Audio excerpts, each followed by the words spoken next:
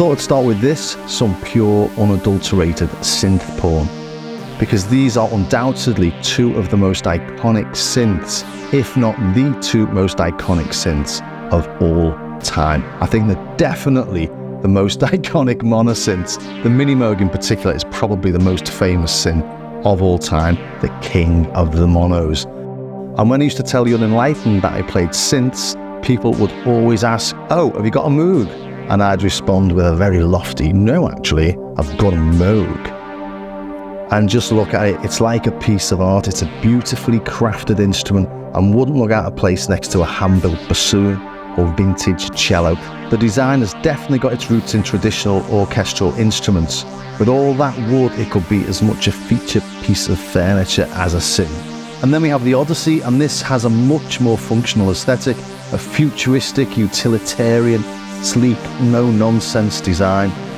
This isn't trying to persuade you it can replace an oboe. This is definitely telling you it's a new type of instrument. It's there to experiment and explore the new sonic frontiers. It's unashamedly a synth.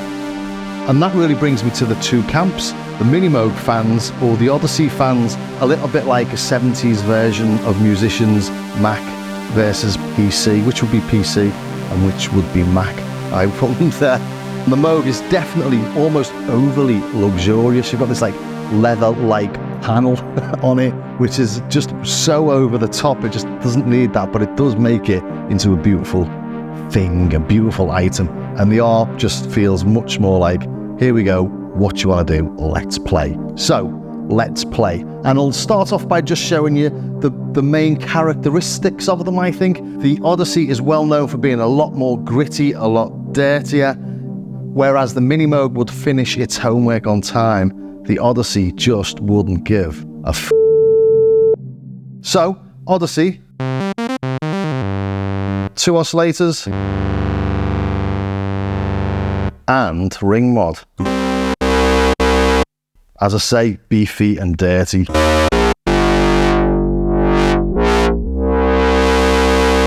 Minimoog can't do that, and the Odyssey can't do this. That's got 4 oscillators playing. We're tracking the keyboard with the filter. So we've got filter, then 1, 2, 3, 4. So there you go, straight away, things they can and can't do. And looking at the sound sources themselves, we've got 3 oscillators on the Minimoog. We've only got 2 on the Odyssey. But if we want an LFO, on the original Minimoog at least, you'd need to use oscillator 3. On the revision, which this is the 2016 revision, we've got a separate LFO here, whereas the Odyssey has a separate LFO sort of built in. The Minimoog can do sort of dirty sounds. It does have FM, obviously. So let's play with that a little bit, shall we? Just to compare them on the dirtiness to start with, perhaps. Let's. So on the Minimoog, we would use oscillator 3 as the modulation source. Put modulation on. And there we go, we're modulating. That's FM. It's nice and controlled.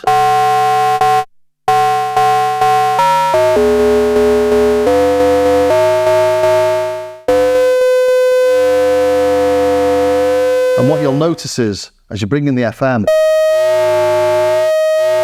it detunes, and this is why on the pitch wheel it doesn't spring back. So once you've got something in, I don't know if it's why it is, but it's very handy that it doesn't spring back.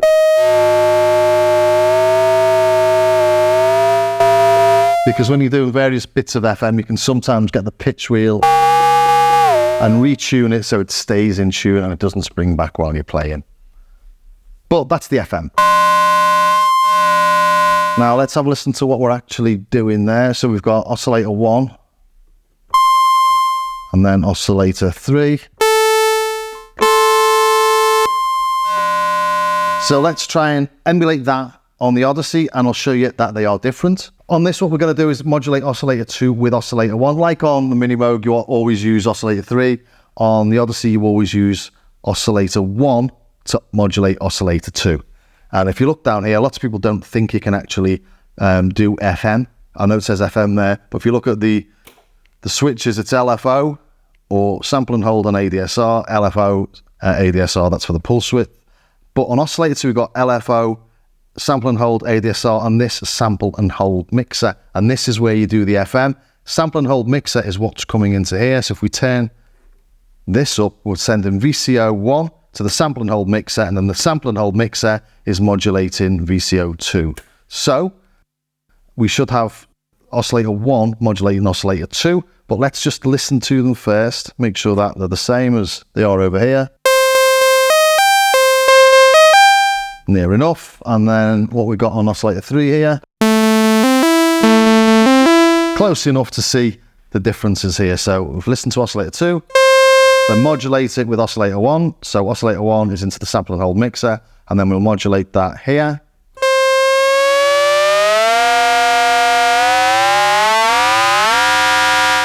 Cool, that in it. Loads of modulation in there. Let's do that over here then. So listening to 1. We don't get as much modulation. It's almost down here somewhere, but they do it in different ways, so you don't get the same tones from them. As I say, the Minimoog feels a bit more controllable. I'm getting that rattle without it going massively out of tune. And then I could potentially retune it with this somehow.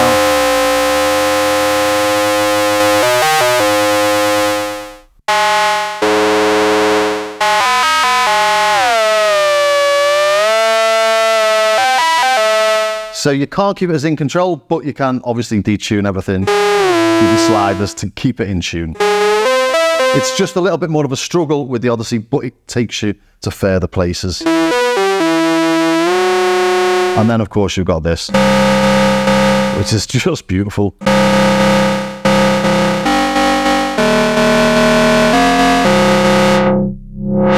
So as I say, Odyssey always takes you out. Doesn't always, but it tends to take you towards those more gritty type of sounds. Definitely experimental sounding, definitely not an oboe. Great. But we do only have a sawtooth or a square on this. Let's stop modulating it. So yeah, that was FM and the oscillator 1 and ring mod. That's why it sounded so rich and full. We've got a sawtooth or a square. Whereas on the Minimoog, of course, we have, let's take that off, we've got the triangle. And that means that we can have a nice sort of low, I don't know, even like a sub bass, for example.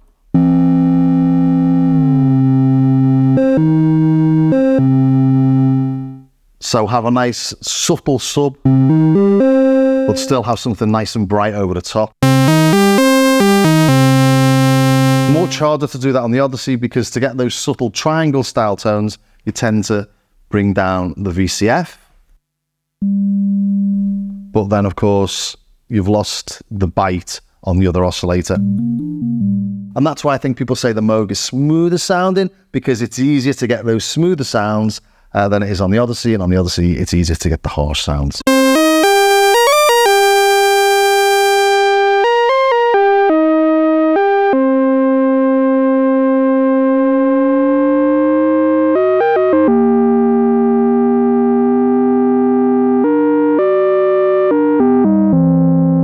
So you couldn't really do that on the Odyssey. Nice tone, that.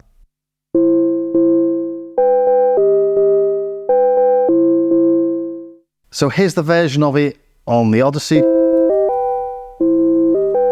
It's a little bit nicer on the Minimoog, but they're just sort of different flavours, aren't they? But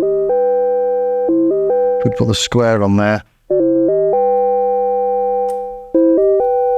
You can't quite get the same because, like I say, you're getting more of the high frequencies through on the Moog because you're not having to drop the filter to make the triangle.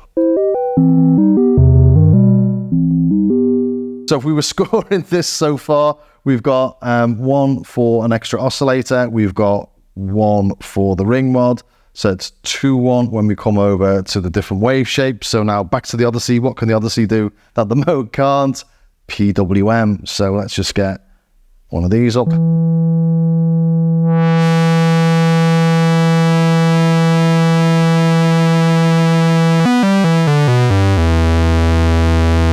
Can't do that on the Minimoog.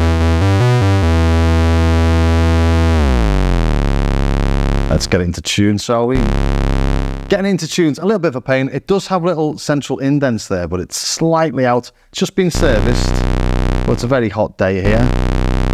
So that's just under the semitone out. Now it's a C. So PWM then. Oh, actually, another point for the Moog is the fact that it's much easier to detune stuff in octaves. Just can't do that over there. And if you're playing a solo, where you're playing a lead line on this, and then you went into playing a bass, you know, it's easier to do than it is on the Odyssey. So we clawed back another one from the Moog there. So is it 3-2 now? But anyway, I'll show you how you can get PWM style tones on the Minimoog. If we go to a pulse or the square, and then we have a thinner square on one of the other oscillators.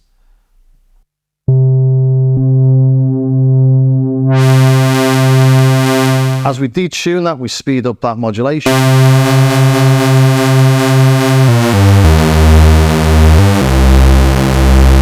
So that pretty much sounds like PWM. I know it's not PWM, but if you actually look at that on an oscilloscope, maybe let's do that.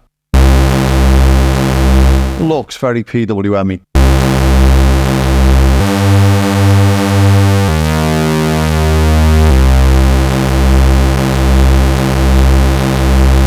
Can probably do it with any of the oscillators really. Let's try the shark's tooth.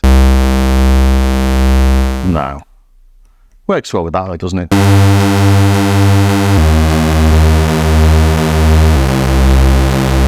It does sound very similar to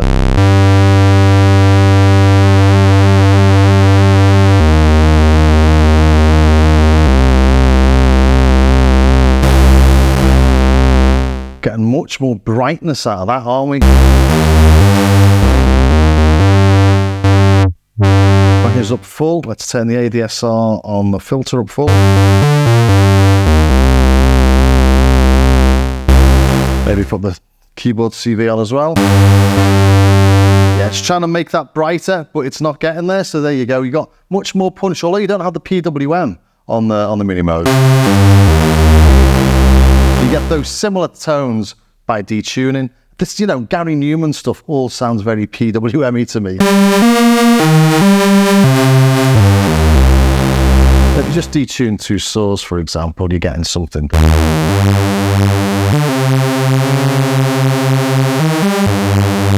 it's not quite that. I do like that. So it's not something I've ever missed on the Minimoog. Wouldn't say, wouldn't get a Minimoog because it doesn't do PWM, and I wouldn't get the Odyssey just because it does it. Because actually, it sounds better on the Moog, I think. So I think I've done a thorough investigation of that PWM there. So where were we? I think we were 3-2 because of the Moog having the easier to tune things. The way you tune the Moog, it's got the main tune up here on the top left. You don't have a main tune or a detune for oscillator 1, oscillator 2 and oscillator 3 are detuned relative to oscillator 1, whereas on the Odyssey, you've got freedom to go wherever you like. On both of them, we've got an oscillator that'll go into low frequency mode. So oscillator 3 goes into low frequency mode on the Moog, and oscillator 1 does it on the Odyssey. So you can use this as an LFO, which means you've got 2 LFOs on the Odyssey, which you have obviously on the new Minimoogs, but you didn't on the originals.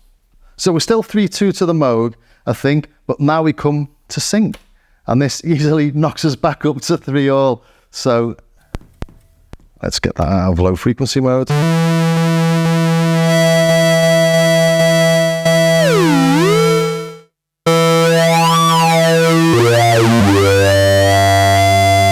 Great, that, isn't it?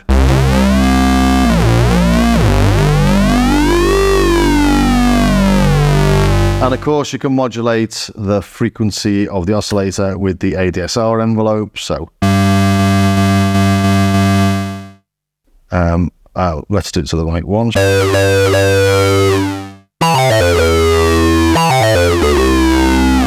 Fabulous.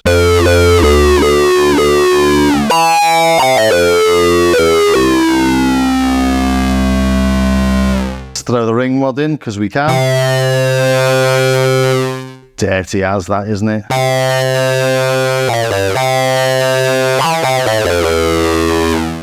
What's it like with the ring mod on its own when it's synced? Great.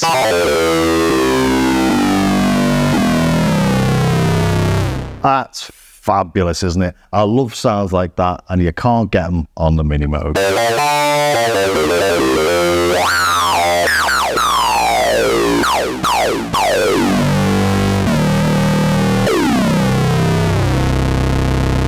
Wonderful.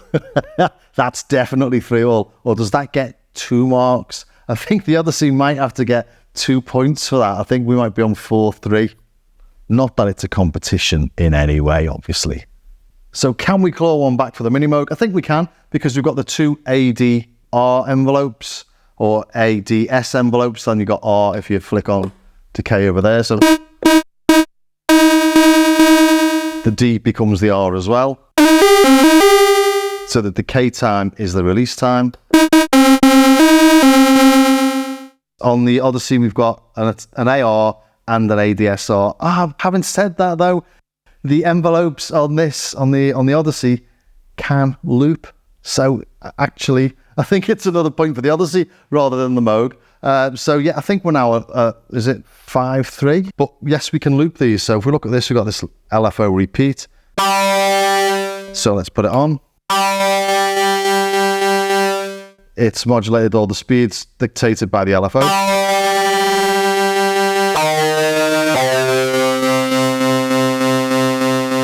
Got auto repeat.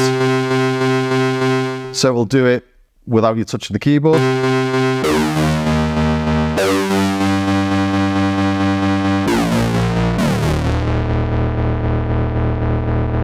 So it's almost like, well, could be used as a sort of sequencer.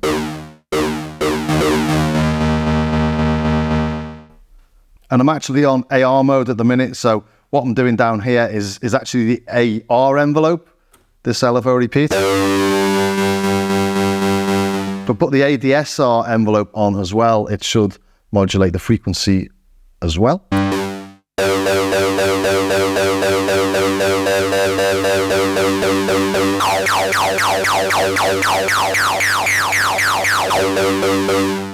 So both envelopes will repeat. So yeah, that's more points, isn't it, for the Odyssey? So what have we looked at so far?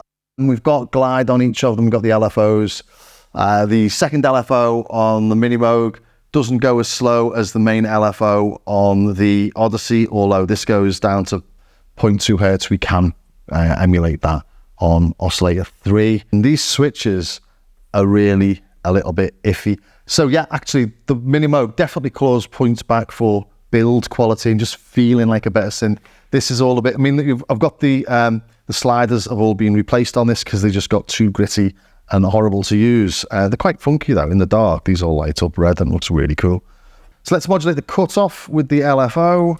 So these 3 sliders here, these 3 faders here are going into the filter. So these are the modulation for the filter. It's a bit weird this because you've got the audio mixer here right next to the filter modulation mixer, which is just a bit odd. When you first get this, it doesn't make any sense whatsoever.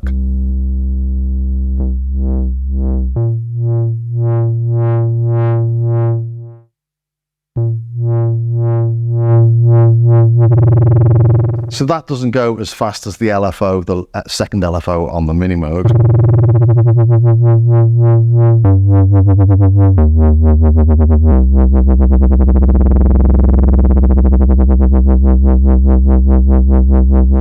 So I've lost count of who was winning here, but these bits are sort of even Stevens, aren't they? Although I'm going to give another point to the Odyssey for having sample and hold.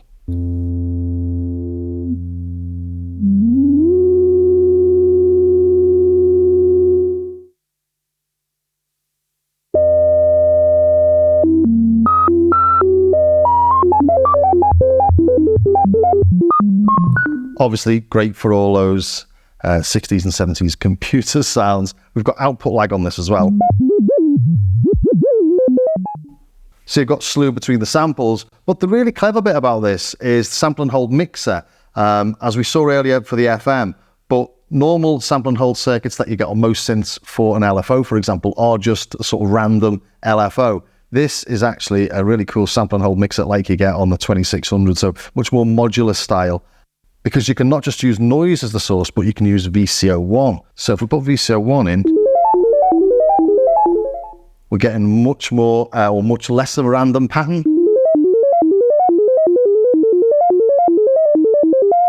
I'll put onto a square. Like someone doing Morse code on speed in it.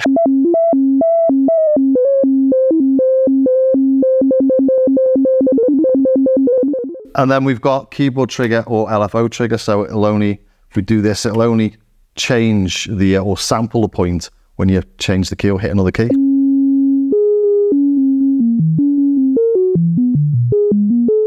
So I think we might be at 6.3 for the Odyssey, which is, maybe I'll throw another one in for the Moog because I've probably missed a point there. So 6.4 maybe. And then we come over to the filter sections. And again, the Odyssey gains a point for having a high pass filter as well as a low pass filter. And it's a pretty effective high pass. Normally on something like the Junos or the Jupiters, it's a nice gentle filter to get rid of any sort of messy low end if you're playing pads. And although this isn't like an MS-20 because it's not resonant, it still gives you an awful lot of play.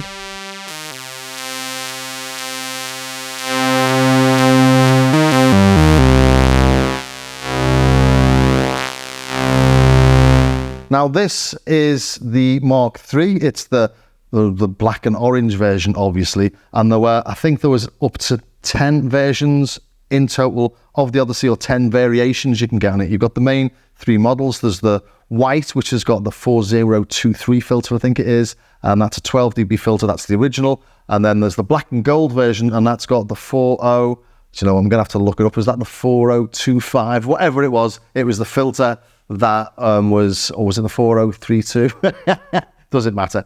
Then that was the one that was based heavily on the Moog ladder filter, and there was the, you know, all the stories about potential IP infringement and the like. So ARP redesigned the filter for the 4075, which is what we've got in here, but it's not the most popular of the filters because it's quite dull. And I've read that apparently there was an error in the calculations, and there's a resistor on the filter board that needs to be changed, and then it will increase the limit of 12 to 14K that came with out of the factory to way beyond. I've had that mod done. Filter broke. So if your filter does have that limitation of the third one, just take it to Gareth at Sound Service in Leeds, because it's a really easy job to fix. And he did mine while he was in there because the filter itself broke. So this goes way over the 14 kilohertz. If I just have a simple sawtooth, watch your ears. You can see that popping up there already at 18 or 19.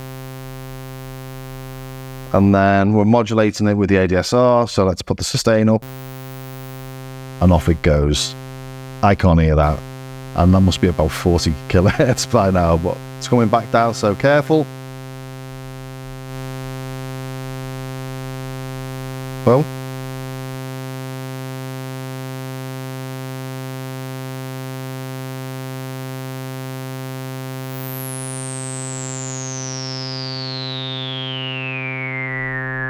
I'm just going to stop it there because I get copyright claims when I do this.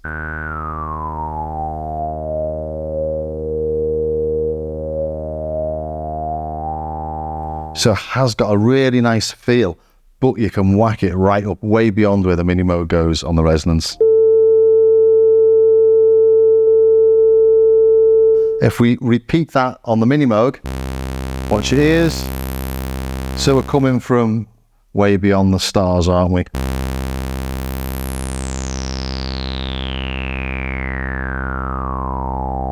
So nice that. I'll turn it up a bit more.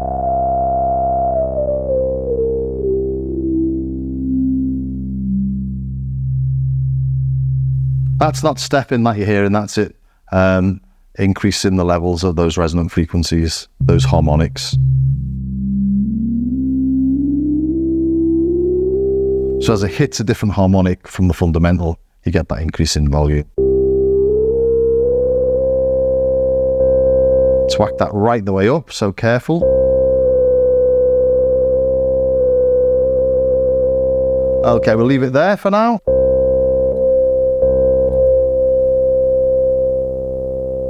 So, whack that up a bit more.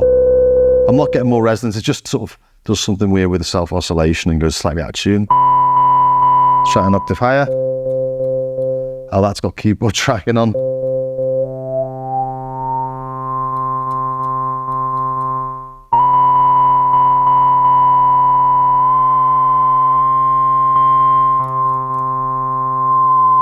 So we can go way beyond with the Odyssey, so I'll just bring the volume down a little because I don't want to blow anyone's tweeters.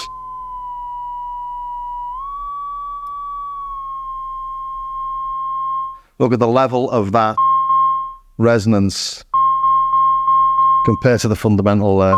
It's just huge.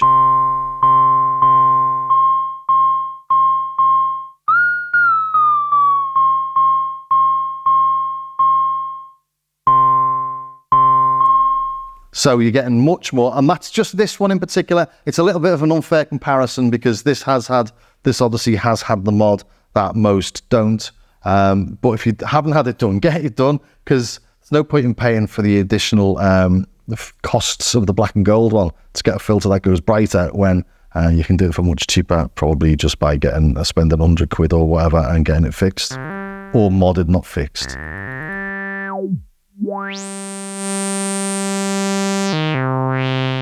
So from that perspective, all in all, the Minimoog, when you're playing it, it does feel a bit smoother to use. The knobs are nicer to use, and it feels a little bit more controlled when you're doing it.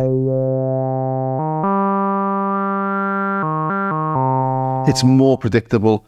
The Odyssey, I think because the range is greater, it's less predictable. It's harder to get it dialed in exactly where you want it. We do have keyboard tracking on both, so you can do that organ thing. Did show at the start with this having 4 oscillators running, but let's try it on the Odyssey.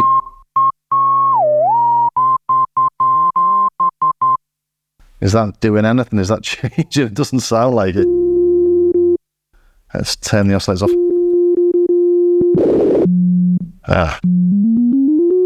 As I said, dodgy switch. It was looked at, but it's not quite working right, is it? Vintage synths for you, but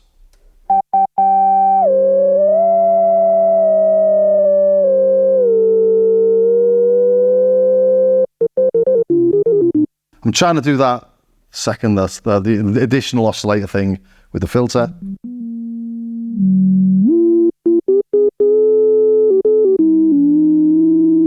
As I say, it's more difficult to get things dialed in on this. This is taking a lot longer than I was hoping.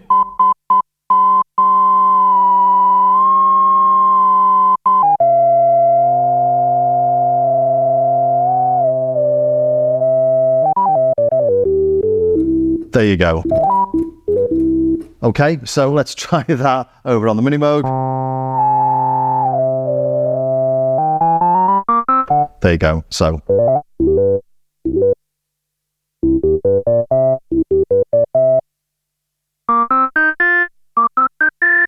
tracking's not quite there on the Odyssey, but you get the idea. You can do it, or you should be able to do it at least. So filter-wise, I think the Odyssey wins for flexibility, but the Minimoog wins for ease of use and niceness of use, I suppose. What else haven't I looked at? They've both got white and pink noise. External input is much easier to do on the Minimoog. Got external input volume here. I don't know if you had that on the original. I couldn't tell you, to be honest. There is an external audio input on the Odyssey. I've never used it though, so it is there, but I can't see where you'd use it in the mixer. Maybe it just comes in and then it triggers when you play it, but there's no volume control for it at least. So have I missed anything? I don't think so. I think I've given it a good overall flavour. as we all know, but just demonstrating there, the Moog is generally considered smoother, and now we know why. The Odyssey is generally considered a bit more of a dirty rebel, and we know now why as well. If I had to get rid of one and keep just one, what would it be? Well, the ARP Odyssey completely blows away the Moog, really, in a lot of respect, especially looking at all these different modulation options we've got on here. But once you start looking at them, actually, they're not like lots of different things, as it were. It's just the LFO twice. But the sample and hold mix is quite cool, and that's just sawtooth or square, whereas you've got lots of different options here. So if all these were switches, you'd have a lot of switches on the Moog, but it's just generally easier to get hands on. But I find that with anything, the less there is to do on it, the more sweet spots that you can pick out easily makes it a much more easy instrument to use, which is why the Minimoog is the classic. Odyssey, you've got to think a little bit harder when you first get it. Once you've got it and you start using it, you realise the flexibility, how cool it is. But if I did have to keep one, I think it'd be the Minimoog, and don't ask me why, really, because it makes no sense. I've been thinking about which I would keep, and I don't know why, but if somebody said you can only keep one, I think it would be this. Maybe it is, it's because it's a nice bit of furniture, I don't know, but I really like the Odyssey, I don't know. But yeah, so there's the struggle. There's the real struggle of the modern age. Odyssey or Minimoog. Well, I hope that was of some use to somebody somewhere. If it was, please do subscribe, ring the bell, join me over on Patreon. The channel, as you know, is funded by affiliate links, YouTube ads, and my wonderful patrons who, for the price of a dodgy lukewarm coffee a month, get access to patches, samples, and other bits and bobs like tutorials. There's also stuff on my starskycar.com website. There's an Udemy course that I've done as well. Is it Udemy, whatever, how you would say that. Anyway, take a look at the Starsky Car website as well. Stuff to buy. There's free stuff as well. Samples, patches, all the rest of it. So thanks for staying to the very, very end. This was something I've been meaning to do for ages, and I've really enjoyed doing it. And I'm going to spend the rest of the evening messing about with them. So thank you very much for staying to the end, and I'll see you next time.